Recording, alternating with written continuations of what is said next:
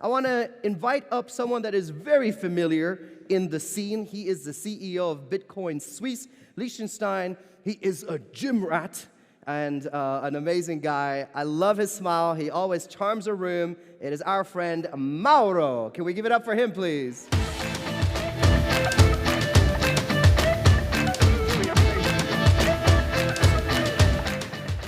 Super. So, I already told him about the gym thing, but I heard that you are a golfer? Yeah, I tried, yes. Okay. A career in golf? No, definitely not. I'm happy that I make my money with blockchain and not with golf. That would be way tougher and may not lead to money, definitely not.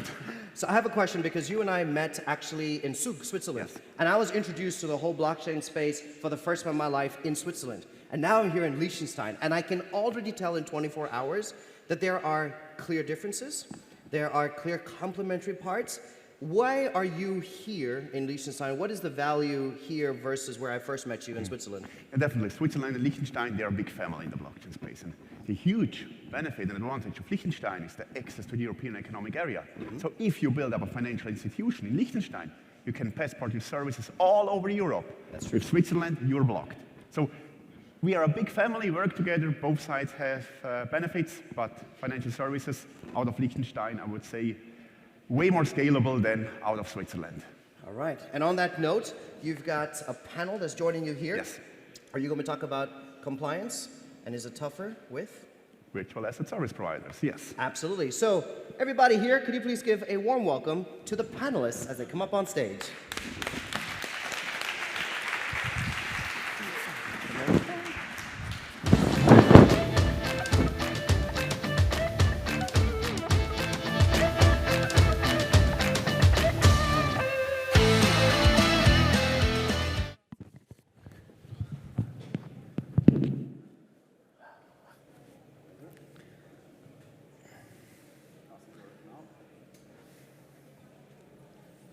Now, hello, test.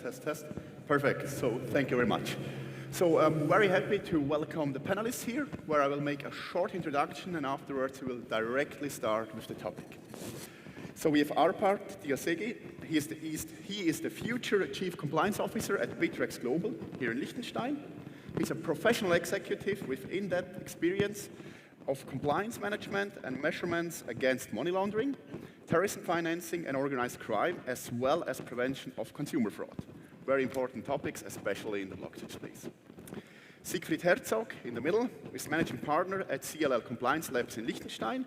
He's a lawyer who specialized in the fields of data protection law and compliance. Thanks to his practical and theoretical commitment, Siegfried gained sophisticated knowledge in developing processes that are compliant under law, but on the other side, look also at the company and bring the best of both worlds together. I can definitely say that also at Bitcoin Suisse, a huge help and definitely understands the law and can bring out the best out of it. Gantner is responsible for the Chainalnalysis efforts in Switzerland, Liechtenstein, and Austria. He's helping financial institutions and public authorities, such as law enforcement, to keep up with crypto trends, preventing illicit usage, and investing in criminal activities within the blockchain ecosystem. A tool that is definitely very essential for us, and I think we will speak a lot about it today. The topic today is about, is compliance for virtual asset service providers even tougher? And I would like to start with you answering that with really a short statement, and afterwards we dive deeper. Kai, you can start. Sure. Hi, everyone. So I wouldn't say that in general compliance is tougher for VASPs. It tends to seem a little bit more difficult as the technology is rising and evolving, but in general, and at least it shouldn't be tougher. So I don't have the opinion that it's tougher, actually.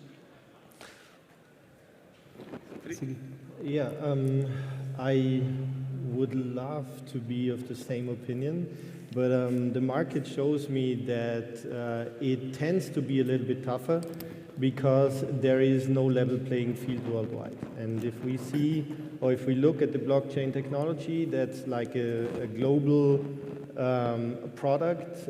It's not so much tied to jurisdictions anymore.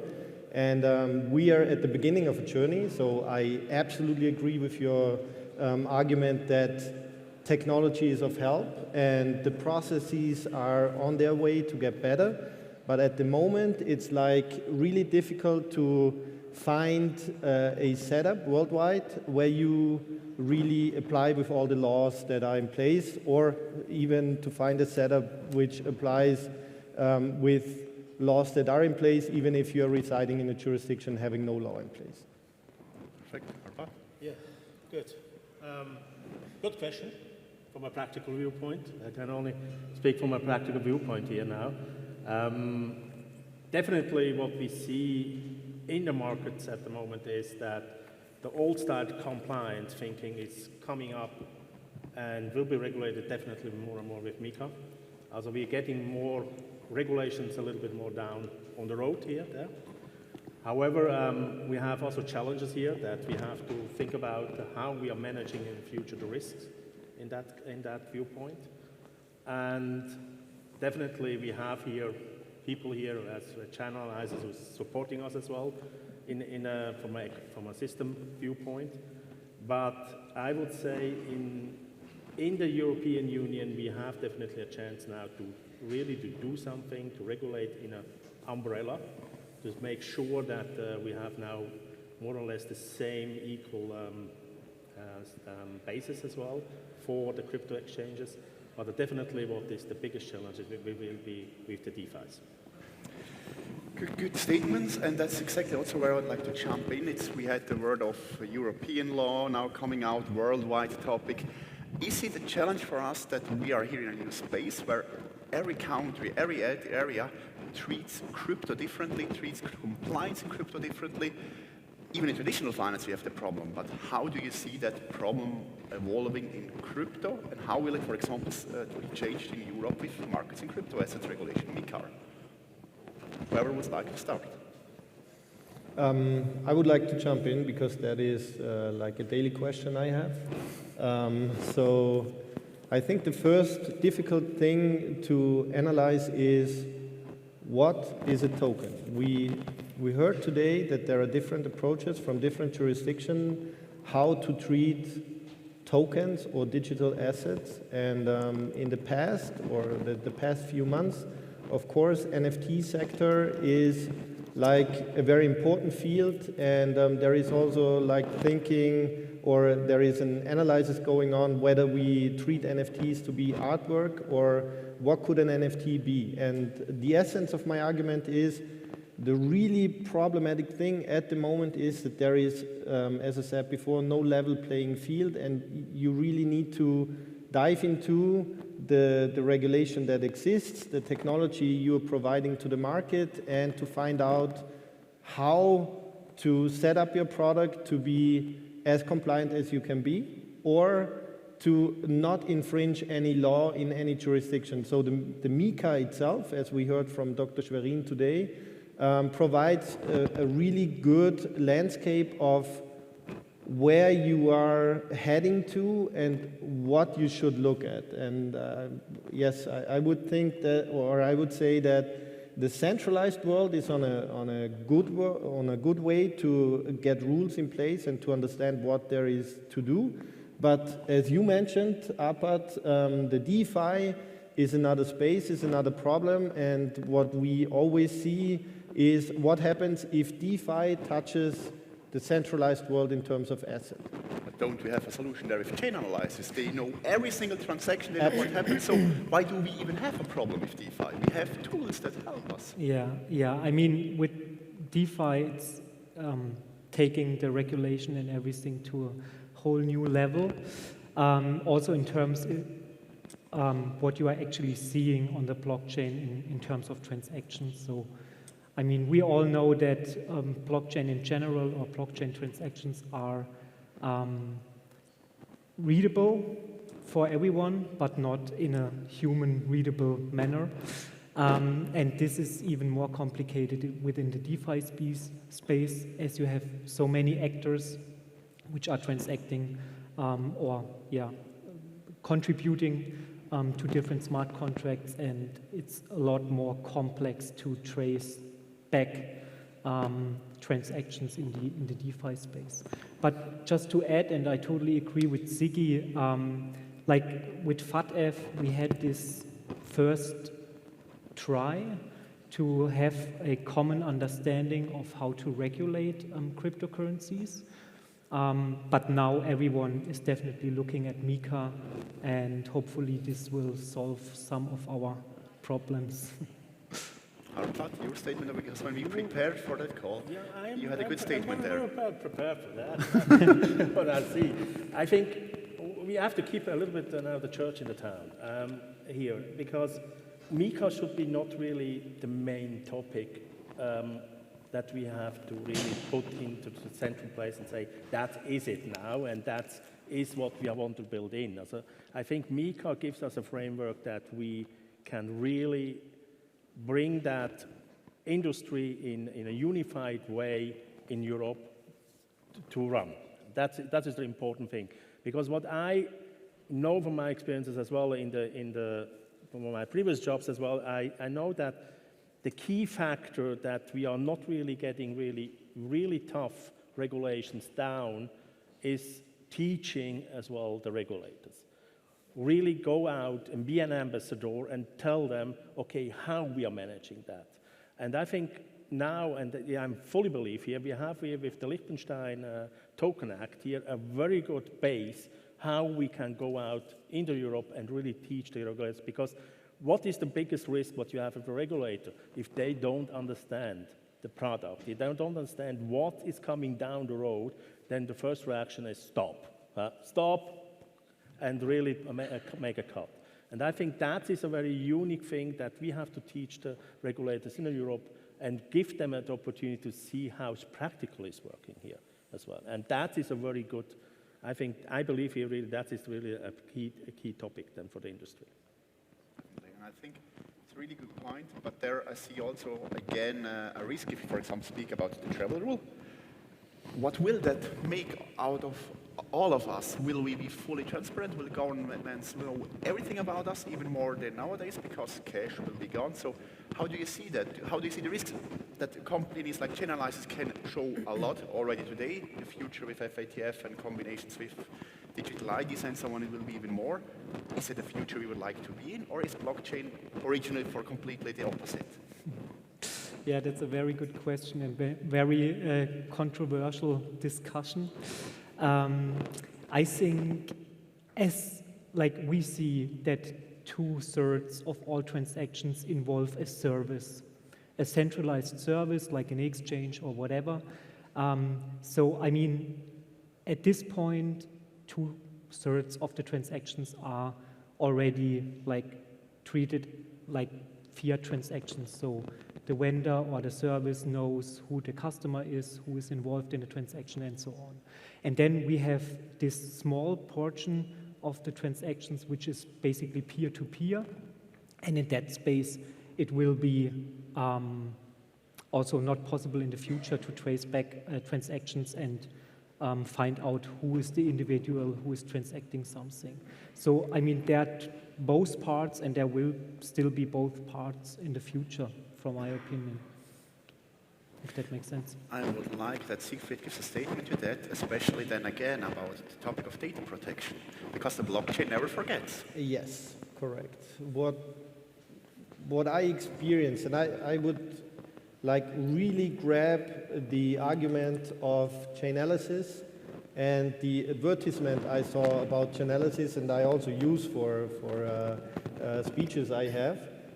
It was very impressive for me that 2 to 3 years ago, Chainalnalysis was already able to trace back published public keys in social media within under 1 hour. So the argument I'm trying to drop is terrorist financing happened via Facebook and via other social media, and Chainalnalysis worked to really trace that back and to stop it immediately. And they achieved a solution where this could be stopped within under an hour, even if it is a picture uploaded into the web. So what do I get from that example? I got the information that there is like tremendous data collected behind the scenes.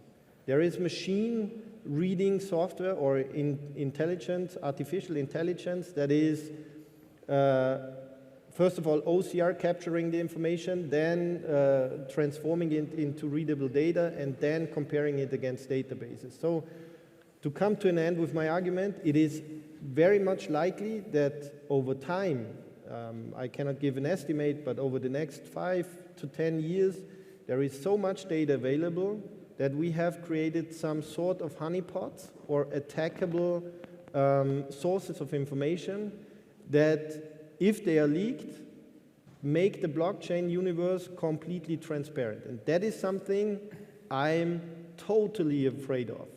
And to come back to that, that is absolutely a nightmare under data protection law, that is for sure. And I see the solution in DeFi, in decentralized storing of data over the blockchain and having access to this data on a certain purpose, provided by the GDPR, provided by laws, and being able to lawfully access that data, but not over other sources and hopefully not over big leaks. So that is a certain threat I see in the future. Arpad, how do you see that honeypot risk? I must say, definitely yes. So we have to be aware, I think from a practical viewpoint as well, that more and more personal details are flowing through the web or through public channels as well. For the travel rule, what we see at the moment is definitely we need a very good solution that we are not linking that really very strongly to the chain. Because if the chain is going through and we are linking that, then we are going in the direction that you said as well, Sigi. But the point is, in today's world, we are sharing so much personal details already. Think about if you go to the Migros, how much information you're providing already with your Cumulus card. And I think that is a point that you have to think as well as a person, as a human being, how much you want to really share. And the DeFis will definitely have a benefit in that case, if that goes in that direction. But definitely what I see, and this is what we see in the morning as well from the speech here from the European Union, that it is something that we have to find a solution. What is a balanced? How can we balance that in a way that you have a comfort level as a person, but as well from a security side? Because security will be definitely, from a technology viewpoint, then a key factor how we are protecting this personal details. I like the word balance, and that's exactly again the point when we go to the main topic of the conference today, the token economy. If we'll be in a token economy where everything will be tokenized, every transaction will be on a digital layer, how do we achieve there a balance that not everything will be completely over-regulated, Sigi? Thank you. That was a perfect question. I don't see over-regulation, and it was a pleasure to hear from Dr. Schwerin today that the European Union is really thinking of modern concepts and modern approaches towards regulation. But as we talk about compliance, what does compliance mean? Compliance means that somebody is looking that businesses or enterprises or people follow the rules that are set. And every public market has to follow some rules, and we are used to regulation. Might it be at the Migros and opening like a customer account for getting any goodies? We are tied to rules that say if we collect this and that points or share this and that data, we get certain benefits. It's the same with every market, to my understanding, and we have to define that rules, and hopefully we find a set of rules that is technology friendly, but keeps also the threats away from this technology to make it way more attractive for the public than it is now. How do the others see that? From my viewpoint, I must say I agree with you, Sigi, but I would also add here an additional topic as well. Compliance is as well here to protect the companies as well, to not really run in any risk. And protect really means not the company alone, it means the employers as well. And from here, I would really say MiCA is going in the right direction, but I would really emphasize here more as well. We have also to take on a proactive approach as practical and as compliance people as well, that we also bringing in the practical viewpoint into the law viewpoint as well. Because if you are really writing laws and regulations without practical experience, then maybe you're over-regulating something or you're moving in a very wrong direction. And if you are practically want to do everything alone, then maybe you are running really in a serious issue. But we both need, and I think that is the key message from my side. We as an ambassadors, we should be really in the middle, and that we can link that together with the regulators and the practical experiences as well. Definitely a great final quote from you. And so, Siegfried, we have not much time anymore, but from your side also, final quote about the topic, compliance for virtual asset service providers. Yeah, I mean, with all the talkings about like compliance and everything, my advice would be just to stay on top of the new technology trends and try to think out of the box. I mean, on a daily business, it might be difficult to do that and to be innovative, but with the right tools and with the right mindset, it should be easy or not too tough to stay compliant and to get a compliant view on the business. Thank you for that one. Sigi? I have a short addition to Arpad's argument. I think you held a perfect plaidoyer for Liechtenstein, because what is the absolute asset of Liechtenstein? It's short ways, it's really a compact market, we can develop solutions, and that is my final saying for today and my final hope. We have the chance in Liechtenstein to establish a product that is not only economically attractive, but also has a benefit for the future, for Europe, for Liechtenstein, and for us all. Thank you all for that amazing panel, the amazing statements. Very happy to hand over to Dan again. Thank you very much for listening. Thank you. Thank you.